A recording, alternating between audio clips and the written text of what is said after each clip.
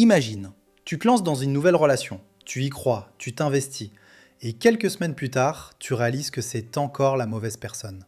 Même schéma, même déception, même douleur. Et tu te demandes, pourquoi j'attire toujours le même type de personne? Pourquoi moi? Qu'est-ce qui cloche? La vérité, c'est que ce n'est pas un hasard. Ce n'est pas de la malchance. Ce n'est pas le destin qui t'en veut. C'est un mécanisme émotionnel inconscient qui te pousse vers les mêmes profils, les mêmes blessures, les mêmes relations toxiques.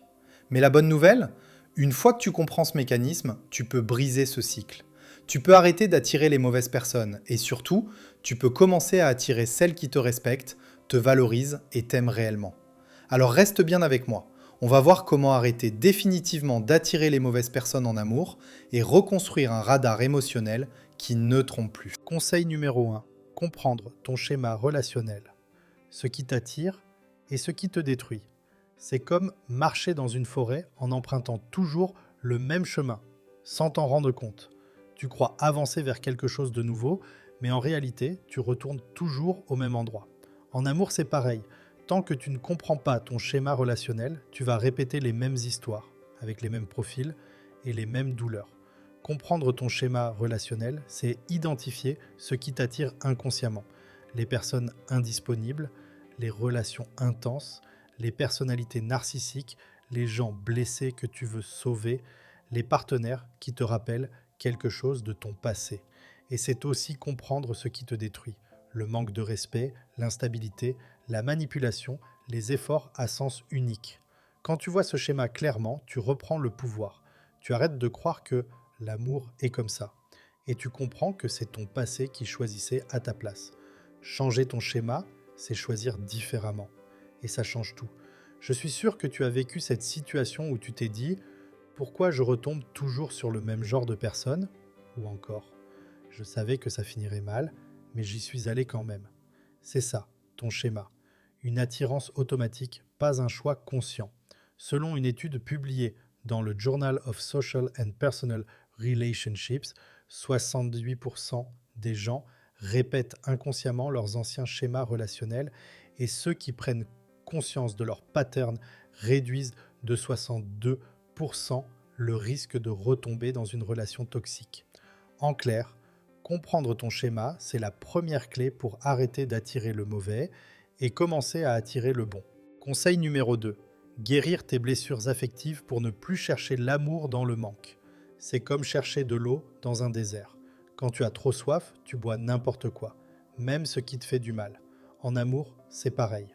Tant que tes blessures ne sont pas guéries, abandon, rejet, trahison, manque d'amour, tu vas chercher désespérément à combler ce vide. Et ce vide attire toujours les mauvaises personnes. Guérir tes blessures affectives, c'est comprendre que ton cœur ne choisit pas toujours par amour, mais par manque. C'est accepter que certaines relations n'étaient pas un accident, mais une répétition d'un besoin jamais comblé. Quand tu n'as pas travaillé sur tes blessures, tu deviens vulnérable aux manipulateurs, aux personnes indisponibles, aux relations instables. Tu confonds intensité et connexion, passion et validation, douleur et amour. Mais quand tu guéris, tu n'accepteras plus les miettes, tu ne chercheras plus quelqu'un pour te compléter, tu ne t'accrocheras plus à ce qui te fait mal. Tu choisiras par alignement, pas par manque. Je suis sûr que tu as déjà vécu cette situation où tu savais qu'une personne n'était pas bonne pour toi, mais tu restais parce qu'elle comblait quelque chose de plus profond, une peur de la solitude, un manque d'attention, un besoin d'être choisi. Ce n'était pas de l'amour, c'était ta blessure qui décidait. Selon une étude publiée dans le Journal of Psychology, les blessures émotionnelles non guéries augmentent de 52% la probabilité d'entrer dans une relation toxique, tandis que les personnes ayant travaillé sur leur passé diminuent de 70% leur choix relationnel destructeur. En clair, quand tu guéris ton cœur, tu changes radicalement les personnes que tu attires et celles qui t'attirent. Conseil numéro 3. Apprendre à reconnaître les red flags dès les premières semaines. C'est comme repérer une fissure dans un mur.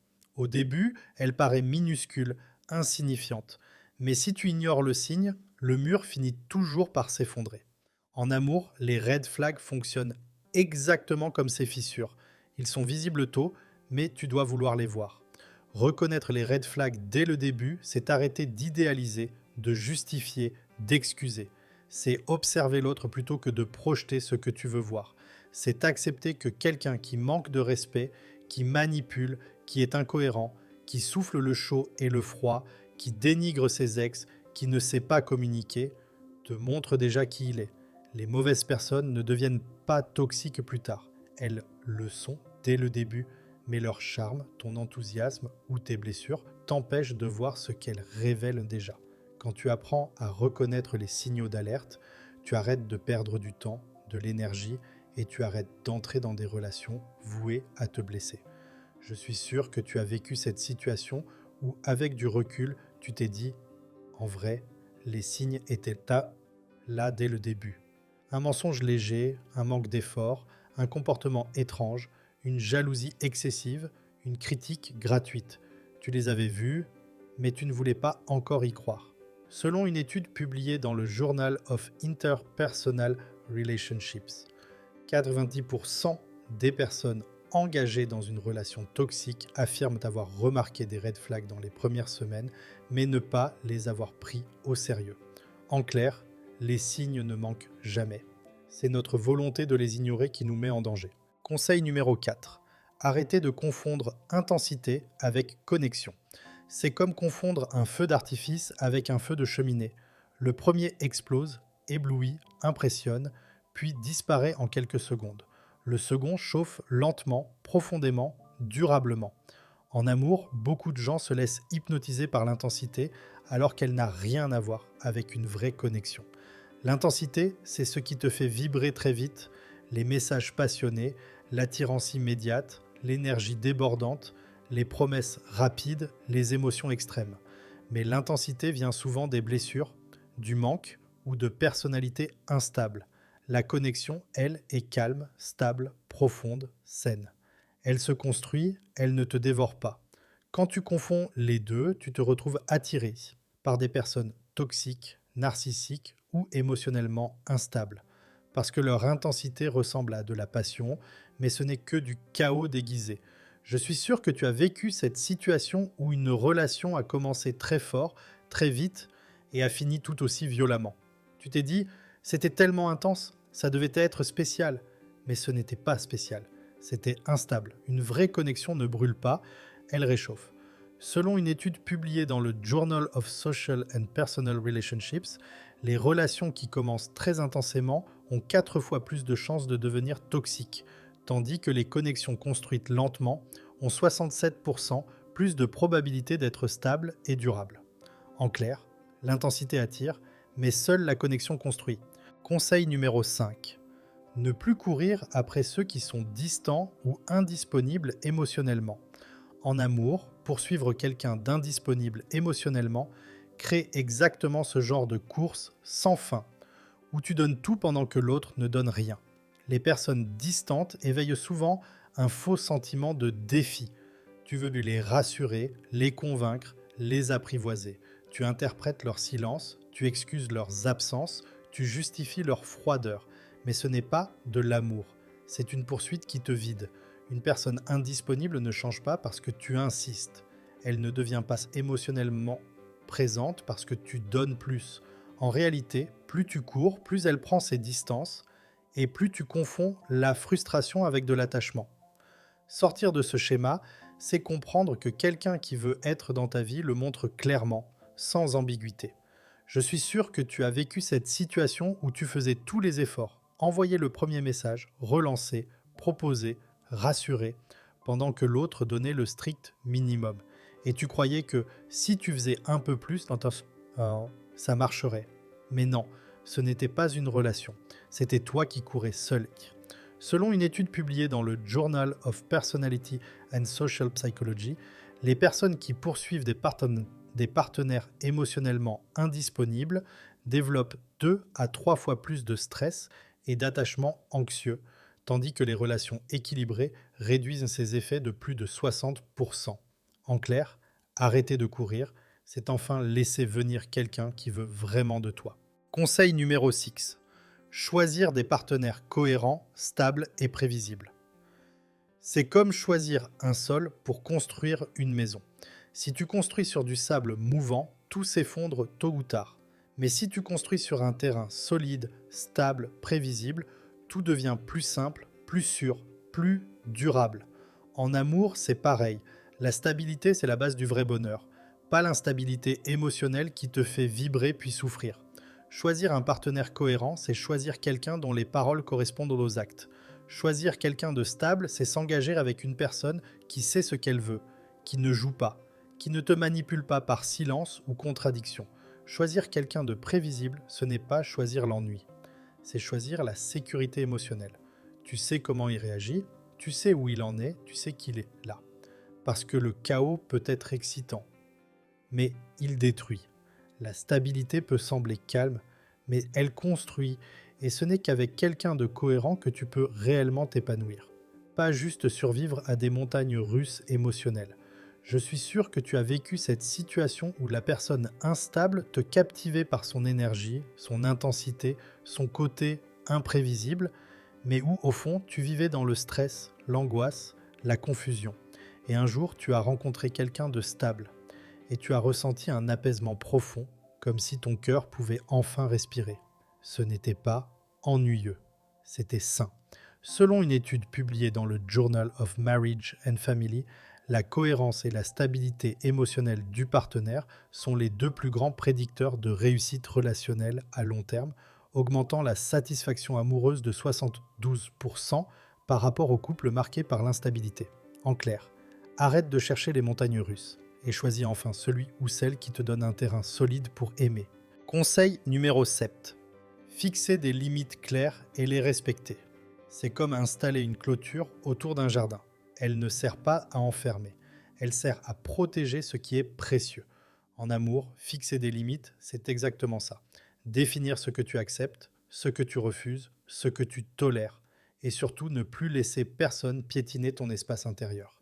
Fixer des limites claires, c'est dire « je ne veux pas de communication toxique, je ne veux pas d'efforts à sens unique, je ne veux pas qu'on joue avec mes émotions, je mérite du respect, de la clarté, de la stabilité. » Et les respecter, c'est refuser de les trahir toi-même pour sauver quelqu'un, plaire à quelqu'un ou éviter la solitude. Parce que les mauvaises personnes repèrent immédiatement les limites fragiles et les franchissent encore et encore. Les bonnes, elles, respectent ta frontière parce qu'elles te respectent toi. À chaque fois que tu tiens une limite, tu fais fuir ceux qui ne sont pas faits pour toi et tu attires ceux qui savent t'aimer de manière saine. Je suis sûr que tu as vécu cette situation où au début tu avais dit « je ne veux pas ça », mais quelques semaines plus tard tu l'acceptais quand même, par peur de perdre l'autre. Et c'est précisément à ce moment-là que tu as perdu le contrôle. Pas sur l'autre, mais sur toi-même. C'est en laissant passer un petit irrespect que tu as ouvert la porte au gros. Selon une étude du Journal of Social and Clinical Psychology, les personnes qui fixent clairement leurs limites réduisent de 58% la probabilité d'entrer dans une relation toxique et augmentent de 70% la qualité de leur relation à long terme. En clair, les limites ne font pas fuir l'amour, elles font fuir ceux qui ne savent pas aimer. Conseil numéro 8. Développer ton estime personnelle pour ne plus accepter le minimum. C'est comme régler la hauteur d'un seuil de porte. Si ton seuil est trop bas, n'importe qui peut entrer, même ceux qui ne devraient jamais franchir ta maison. En amour, ton estime personnelle détermine exactement ça. Le niveau minimum que tu acceptes ou que tu refuses. Développer ton estime, c'est comprendre que tu mérites plus qu'un presque, un de temps en temps ou un quand ça l'arrange. C'est arrêter de normaliser le manque d'effort. C'est arrêter de confondre l'attention occasionnelle avec de l'amour. C'est arrêter de justifier l'injustifiable. Le silence, l'irrespect, l'incohérence. Plus ton estime est haute, plus tu deviens exigeant. Pas par arrogance, mais par amour pour toi-même. Et c'est là que tout change. Les mauvaises personnes ne te trouvent plus compatible, parce qu'elles ne peuvent plus t'utiliser, te manipuler ou t'endormir avec le minimum. Je suis sûr que tu as déjà vécu cette situation où tu as accepté des miettes en espérant qu'un jour l'autre te donnerait le gâteau. Tu te disais « c'est mieux que rien. Je peux faire avec. » Elle finira par changer. Mais en réalité, tu te contentais du strict minimum parce que tu pensais ne pas mériter plus. Ce n'était pas un manque d'amour, c'était un manque d'estime. Selon une étude publiée dans le Journal of Social and Personal Relationships, les personnes ayant une faible estime de soi ont 3 fois plus de risques d'accepter des relations toxiques, alors que celles qui renforcent leurs valeurs personnelles augmentent de 78% la qualité de leur partenaire. En clair, plus tu te respectes, plus tu attires ceux qui te respecteront vraiment. Conseil numéro 9. T'assurer que l'autre te donne autant que tu donnes. C'est comme porter un canapé à deux. Si l'un lâche le poids, même une seconde, tout tombe sur l'autre. En amour, c'est exactement pareil. Si tu es le seul à porter la relation, tu finis toujours épuisé et souvent blessé. Et s'assurer que l'autre donne autant que toi, ce n'est pas demander trop. C'est simplement refuser les relations à sens unique où tu fais les efforts, envoies les messages, rassures, proposes, t'excuses, tiens la relation à bout de bras, pendant que l'autre profite, observe ou fait le minimum vital.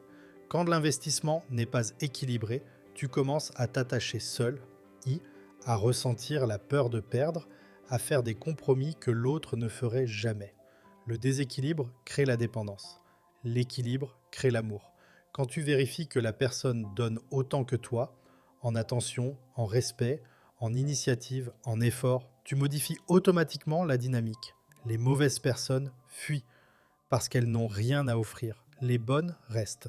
Je suis sûr que tu as vécu cette situation où tu donnais beaucoup, presque trop, convaincu qu'avec assez d'amour, l'autre finirait par s'investir. Mais au contraire, plus tu donnais, moins l'autre en faisait. Et tu finissais fatigué et déçu, et parfois même en te demandant « Pourquoi je ne reçois jamais ce que je donne ?» Selon une étude publiée dans le Journal of Personality and Social Psychology, les relations équilibrées, efforts, communication, engagement, ont 5 fois plus de chances de durer, tandis que les relations déséquilibrées augmentent de 78% le risque de dépendance émotionnelle et de souffrance. En clair, l'amour n'est pas une charité, c'est un échange. Quand tu exiges l'équilibre, tu attires ceux qui savent aimer pour de vrai. Conseil numéro 10. Prendre le temps avant de t'attacher. C'est comme planter une graine. Si tu te précipites pour voir la fleur sortir, tu risques de tirer dessus trop tôt et de la casser. L'amour, c'est pareil. Si tu t'attaches trop vite, tu t'attaches à une illusion, pas à une personne réelle. Prendre le temps avant de t'attacher, c'est laisser l'autre se révéler naturellement. C'est observer ses actes, ses valeurs, sa stabilité, son comportement dans les bons comme dans les mauvais moments. C'est refuser la précipitation émotionnelle qui te pousse à fantasmer, idéaliser, projeter, parce qu'un attachement trop rapide t'aveugle. Les mauvaises personnes carburent à la vitesse, elles séduisent vite, elles intensifient vite, elles promettent vite. Parce que si tu prenais le temps, tu verrais leurs incohérences. Au contraire, quand tu avances lentement, tu reprends le pouvoir. Tu choisis en conscience, pas dans le manque. Tu vois qui l'autre est vraiment, pas qui il prétend être. Je suis sûr que tu as vécu cette situation où après quelques jours ou semaines, tu te sentais déjà très attaché et, alors que tu connaissais à peine la personne. Et quelques mois plus tard, tu découvrais des aspects que tu n'avais jamais vus au début. Parce que tu étais tombée et amoureuse trop vite pour remarquer les signaux d'alerte. Selon une étude publiée dans le Journal of Social and Personal Relationships, les relations qui se construisent lentement et progressivement ont 3 fois plus de chances d'être saines car elles permettent d'évaluer la compatibilité réelle au lieu de se laisser guider par l'impulsion ou le manque. En clair, avancer lentement ne tue pas la magie, ça protège ton cœur et ça attire les bonnes personnes. Conseil numéro 11. Éviter les relations où tu dois prouver ta valeur. C'est comme passer un examen tous les jours. Peu importe tes efforts, peu importe tes réussites, tu vis toujours avec la peur d'être recalé. Dans une relation où tu dois prouver ta valeur, tu n'aimes plus, tu performes. Et quand tu performes, tu attires automatiquement les mauvaises personnes. Éviter ces relations, c'est refuser de te mettre en position d'élève face à quelqu'un qui s'impose comme juge. C'est sortir des dynamiques où tu dois mériter l'attention, gagner le respect, prouver que tu es assez bien, te battre pour être choisi et accepter les miettes en espérant un regard, devenir quelqu'un d'autre pour être validé. Les personnes toxiques, narcissiques ou émotionnellement indisponibles cherchent précisément ce type de partenaire. ceux qui essaient, qui s'adaptent, qui s'excusent, qui donnent, pendant que eux ne font rien.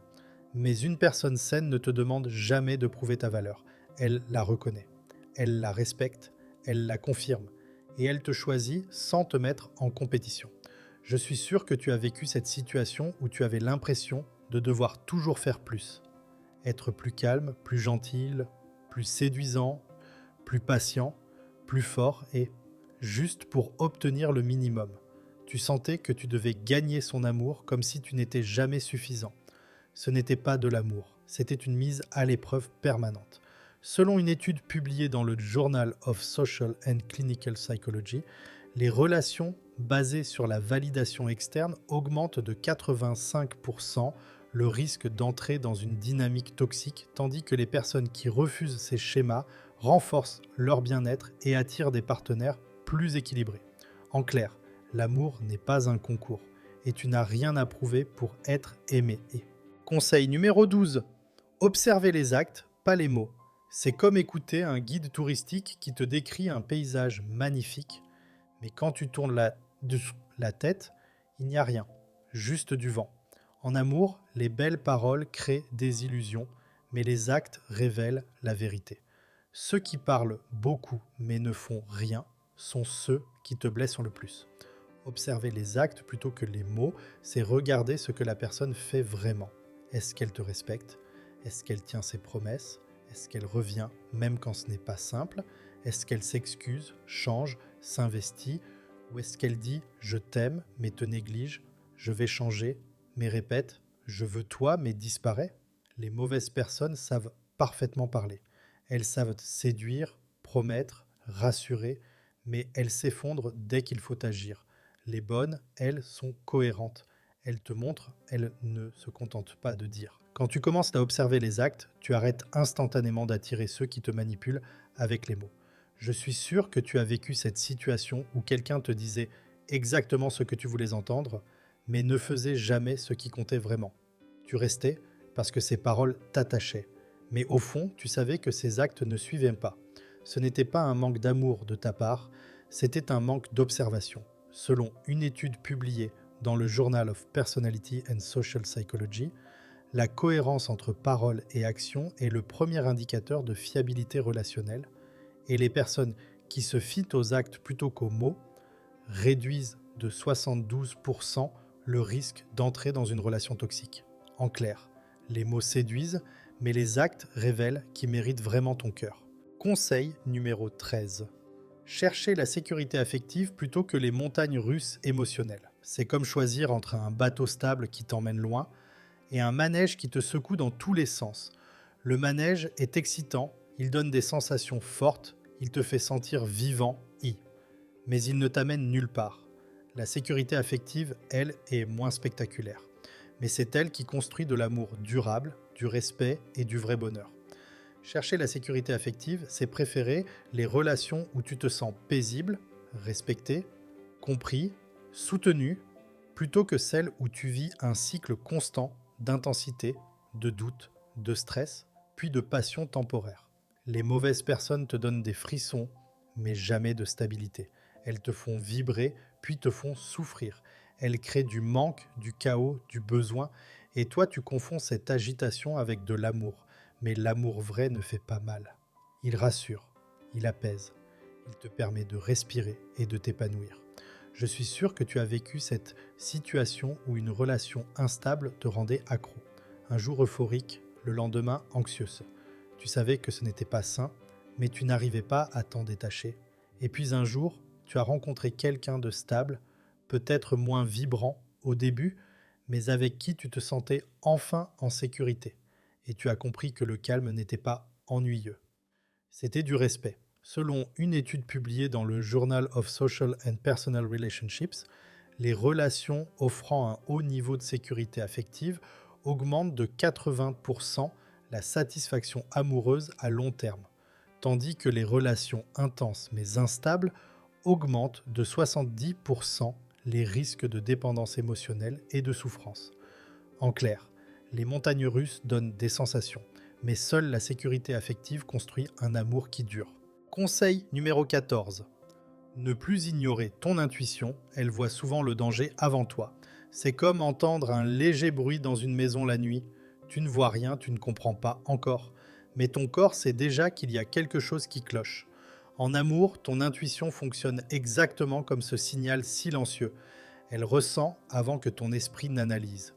Ne plus ignorer ton intuition, c'est reconnaître que ce petit malaise, cette sensation bizarre, ce je ne sais pas pourquoi mais quelque chose ne va pas, est souvent plus fiable que n'importe quel discours séduisant. Ton intuition observe les incohérences, les micro-signaux, les changements d'énergie, les comportements étranges, les attitudes toxiques que ton cœur ne veut pas encore voir. Elle te prévient longtemps avant que la douleur arrive. Mais beaucoup de gens la font taire, par peur d'être seul, par peur de se tromper, par envie de croire au potentiel ou par besoin d'amour. Et c'est ainsi qu'on attire les mauvaises personnes, non pas parce qu'on ne voit rien, mais parce qu'on refuse d'écouter ce qu'on voit déjà. Je suis sûr que tu as vécu cette situation où dès le début, tu avais un drôle de ressenti, une phrase bizarre, un comportement froid, une énergie instable, quelque chose que tu ne pouvais pas expliquer, mais tu l'as ignoré.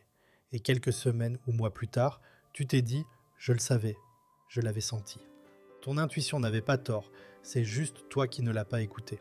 Selon une étude publiée dans le Journal of Behavioral Decision Making, l'intuition détecte les comportements manipulateurs 30% plus rapidement que l'analyse rationnelle car elle s'appuie sur des micro-signaux non-verbaux que le cerveau capte inconsciemment. En clair, ton intuition n'est pas irrationnelle. C'est ton système d'alerte le plus fiable. Écoute-le. Je vois que tu es intéressé par tous ces sujets qui parlent d'amour, de relations et d'évolution personnelle.